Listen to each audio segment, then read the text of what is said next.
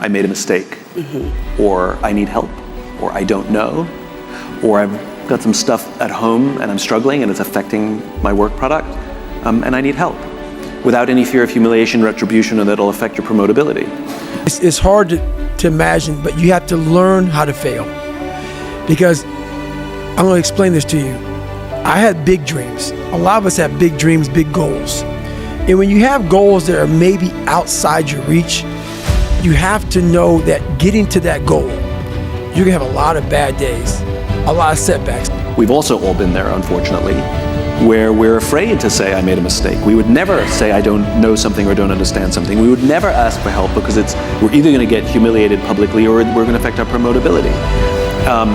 And the opportunity to build trusting teams is what leadership is all about. I was just failing. I kept failing. So I had to teach myself how to fail right. And what that means is when I fail, I can't spend much time in that fail zone. I have to be able to get up and get after the next day just as fast, because my goals were to be a Navy SEAL. I don't have time to stay here and feel bad for myself for weeks and months and years, because I'll lose that time. So the big thing is know that if you have big goals and big dreams, along the way failure is going to happen. So how fast do you get up from that? And you got to teach yourself that. But the biggest key to success in anything you do is you got to have an unlimited supply of fuel. And all the stuff you talk about, challenging and pushing boundaries, means if you're pushing boundaries and you're thinking big, you're going to fall a lot.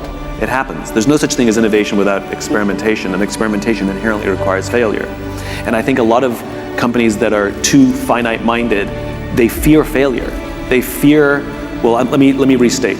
I actually don't like the word failure. You hear it a lot, which is, we have a fail-fast culture, I think the problem with the word failure is it's like the word cancer, which is there's a huge difference between stage 4 liver cancer and melanoma, and a mild melanoma. But they're both called cancer. That's the problem. And there are failures which are minor and overcomable, and there are failures that are catastrophic. But the problem is they're both called failure. I like the word falling. Failure we should work very hard to avoid. But falling we should encourage, because you can get back up. Drive and passion, and it may come from nothing. Like for me, there was no passion, no drive, no nothing. But I had this fire that I'm going to be somebody. And it has to be there, because on all those bad days and all those days you don't want to do shit, you have to be your own motivator, your own coach, your own trainer, your own everything.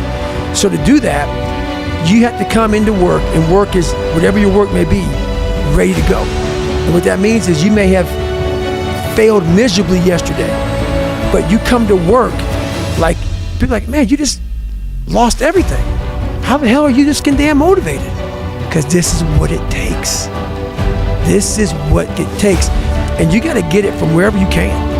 Whether you make up this illusion of your life or this false reality that gets you motivated, whatever gets you motivated, it's got to be here at the tip of your brain at all times. Because in those dark moments, you got to pull it out. So that's the big thing for me, man. I was always fired up at all times.